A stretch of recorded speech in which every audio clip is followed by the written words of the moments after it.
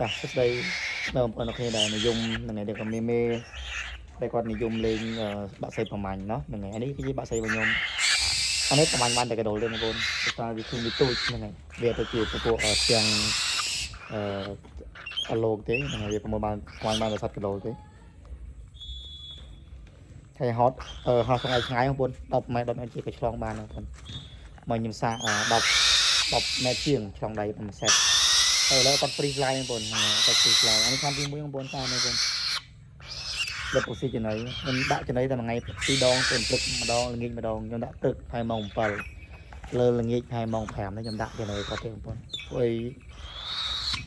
អត់មានលទ្ធភាពឲ្យស៊ីហើយនេះទៀតតើស៊ីខនស៊ីម្ដងអស់មកក្បាលកដោលបងប្អូននេះចំណីវាកដោលបងប្អូនអានេះយើងឲ្យស៊ីសាច់គោសាច់មាន់ទៅជ្រូកទេស៊ីទៅគឺសត្វនឹងវាទៅគ្រាន់តែវាអត់មានសុខភាពល្អវាឈោមនឹងការនេះរបស់វាសុខភាពរបស់វានេះគឺចំណីរបស់វាគឺសាច់ជ្រូកបងប្អូនជ្រូកសាច់កដោច្រឡំបងប្អូនណែបងប្អូនកុំភ្លេចsubscribe ខាងនេះចំបងប្អូនដើម្បីចូលវីដេអូរបស់បងប្អូននេះDA របស់ខ្ញុំបងប្អូននេះហើយបងប្អូនច្រើនទេ